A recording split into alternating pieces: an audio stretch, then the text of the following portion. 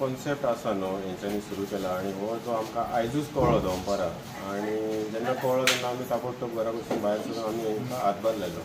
हो कॉन्सेप्ट खूब बरो आसा आणि जेंका लागून आमी हांगा दिवाळी साजरी करूं शकता ते दिवाळी घरा वचूं शकना.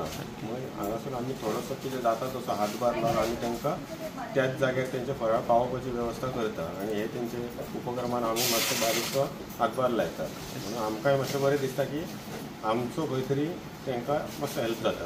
अच्छा येस थँक्यू सर. हो खूप बरो उपक्रम आसा. एक्चुअली माझे एक नवोदयचे फ्रेंड आसा रजनी म्हणून तेणी म्हाका पोरू सांगलेलें की अशें अशें आपूण हांवें ताका विचारलें अगो तूं खंय गेल्लें तर ते म्हणपाक लागले आपूण चकल्यो करपाक गेल्ले. हांवें म्हटलें चकल्यो इतक्यो चकल्यो कित्याक करता तूं तर म्हणपाक लागले अशें अशें आजून एक आमचे नवोदयचे फ्रेंड आसा मृदुला म्हणून ते म्हणपाक लागले ते आनी तेजो घोव म्हणपाक लागले की सैनीक जे सीमेचेर लढतात आमच्या खातीर देशा खातीर तर तांकां स्वता फराळ करून म्हणजे आपूण जसो घरान आमी खातात तो म्हणजे असो डालडा बी घालून न्हू शुद्ध तुपाचो फराळ चिवडो बी बरे तितून सगळे बदाम काजू बी घालून अशे लाडू म्हणजे सगळे घरान जे आमी खाता न्ही तशें म्हणजे तितून असो फराळ करून तो पॅक करून सैनिकांक धाडटा. हांवें ते आयकतकूच म्हाका इतकें बरें दिसलें. हांवें म्हटलें बरें आसा म्हटलें कोण तरी अशें करता. हांवें सांगलें फुडल्या वर्सा म्हाका सांग म्हटलें. सो काल तेणी म्हाका फोन केलो असो असो फराळ पॅक करपाचो सांग तुजे कडेन टायम आसा काय म्हणून. हांवें म्हटलें हय म्हटलें हांव वयता. मागीर हांवें म्हज्या मिस्टरांक सांगलें म्हज्या चेड्याक सांगलें ते बी रेडी जाले आनी आमी सगळे जाण आयज दनपारां हांगा फराळ पॅक करपाक येयले. Okay yes thank you. सर आपलं नाव? माझं नाव हेमंत खानोलकर. सर हे जे आता आम्ही आजच ऐकलोय की पेडण्याहून म्हणजे तांबोशे या गावातून कुठेतरी आपल्या भारतीय सैनिक जे आहेत त्यांना फराळ जातो. या मागचा उद्देश का आणि याबद्दल तुम्ही काय सांगाल? यामागचा उद्देश एवढा की आपले सैनिक तिकडे बॉर्डरवरती उभे आहेत. दिवाळी आम्ही इथे करतो, कुणाच्या भरोश्यावर करतो, त्यांच्या भरोश्यावर करतो. तर त्यांना आपल्यातला थोडा तरी फराळ जावा की नाही हे त्याच्यामागचा उद्देश. जशी आम्ही दिवाळी साजरी करतो तशी त्यांनी बॉर्डरमध्ये आणत त्यांना खुशी वाटावी, त्यांना वाटावं की आमच्या मागे सुद्धा आपली जनता आहे. आम्ही एकटेच बॉर्डरवरती थंडी वारा खात नाही आहोत. तर आमची पण कदर कोणतरी करतं. आमच्या मर्दांगीची, आमची शौर्याची, आमच्या बलिदानाची सुद्धा कदर होते. हा देश करतो म्हणून आम्ही हे पाठवतो. अच्छा थँक्यू सर. आमची आनंद प्रेम परिवार म्हणून एक संस्था आहे. ही रजिस्टर्ड संस्था नाही. या संस्थेला गव्हर्नमेंटची मदत वगैरे काहीही नाही. हा एक उपक्रम आहे जो एका व्यक्तीने सुरू केला. त्या व्यक्तीला प्रत्येक परिवार जोडत गेला. जवळजवळ महाराष्ट्रातून देशातल्या ॲक्च्युअल बॉर्डरवरती जे अडसणारे सैनिक आहेत त्या सैनिकांना हा फराळ पाठवला जातो. मुंबई, पुणे, कोल्हापूर, सांगली, अमरावती, गोवा, सावंतवाडी इत्यादी ठिकाणाहून हा फराळ बॉर्डरवरच्या सैनिकांना पाठवला जातो. ह्या फराळामध्ये 80 ग्रॅम चिवडा, 80 ग्रॅम शंकरपाळी, 2 लाडू आणि 2 चकल्या हे पदार्थ असतात. प्लस आमचं एक ग्रीटिंग असतं सैनिकांच्याकरता शुभेच्छा देणारं. एक प्रिंटेड असतं, एक स्वतः आम्ही हाताने बनवून घेतो. या उपक्रमाला बरीच लोक आर्थिक शारीरिक मदत करतात. हा जो उपक्रम आहे तो उपक्रम करताना ज्या ग्रीटिंग असतं ते ग्रीटिंग ज्यावेळेला सैनिकांना पोचतं ते सैनिक त्या ग्रीटिंगवर असलेल्या नंबरवरती फोन करून त्यांना फराळ पोचता म्हणून सांगतात.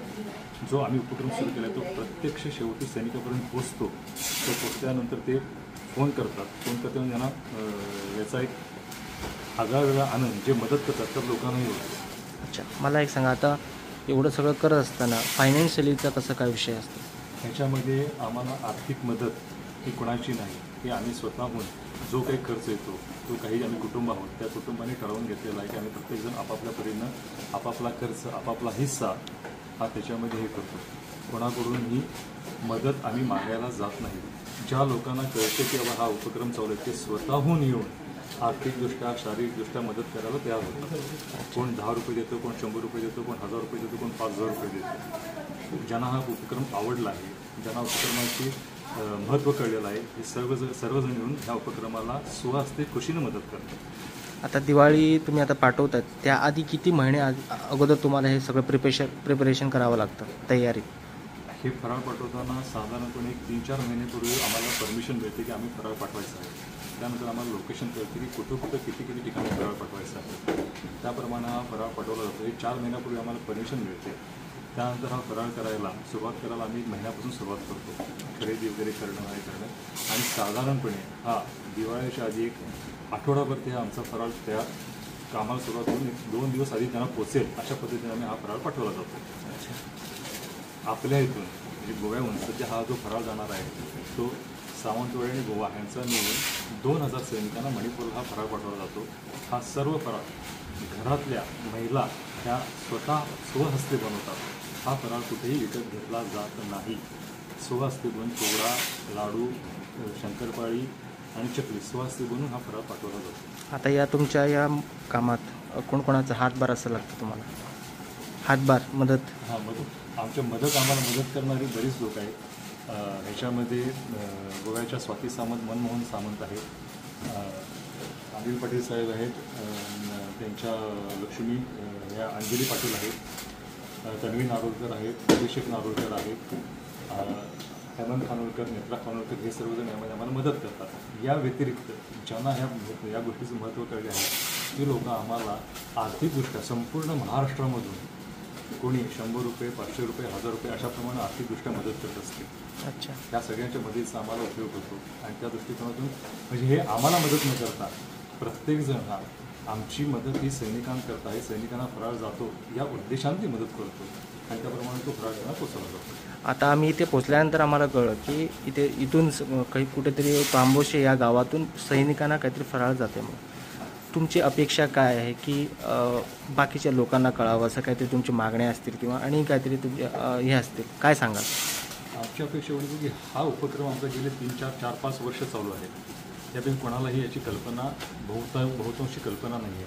आमची थोडी एकच इच्छा आहे की दिवाळीच्या वेळी ज्या वेळेला आपण घरामध्ये आनंद साजरा करत असतो, आपण आपल्या कुटुंबासमोर फराळ करत असतो, त्यावेळी भारताच्या सीमेवरती प्रत्यक्ष सैनिक हा त्याच्या कुटुंबापासून दूर राहून आपल्या देशाचं पर्याय आणि तुमचं आमचं रक्षण करत असतो. त्या सैनिकाकरता सुद्धा आपल्याकडून फराळ जावा ही एक आमची भावना आहे आणि ह्या उपक्रमाला गोव्यातील सर्व लोकांनी प्रतिसाद द्यावा ही आमची अपेक्षा आहे. हे कार्ड आहे, हे प्रिंटेड कार्ड आहे. यामध्ये राखी वालावकर आणि स्वाती सामंत यांची नाव आहे. ते हिंदी, या बाजूला हिंदी साईड आहे, या बाजूला इंग्लिश आहे. त्याच्यामध्ये सैनिकांकरता शुभेच्छा व्यक्त केलेलं हे कार्ड आहे. अच्छा. त्याच्याबरोबर आणखीन एक ज्यांनी मदत केली त्या व्यक्तीने ते प्रत्येक व्यक्तीचं नाव घालून हे हँडमेड कार्ड पाठवलं जातं. त्याच्यावरती जो हे कार्ड पाठवतो किंवा जो मदत करतो त्याचा नंबर लिहिला आहे. त्या नंबरवरती जर आपल्या सैनिकांना परमिशन मिळाली किंवा सैनिकांना वेळ मिळाला तर त्या नंबरवरती फोन करून सैनिक प्रत्यक्षात त्या लोकांना सांगतात की तुमचा फराळ पोचला. हा एक आनंद ज्यांनी मदत केला तो एक वेगळाच असतो की बाबा आपली मदत शेवटपर्यंत पोचते हा एक विश्वास त्यातून निर्माण होतो. अच्छा. तुम्ही पळयतात गोंयकारपण, गोंयकारांचो गोंयकारा खातीर.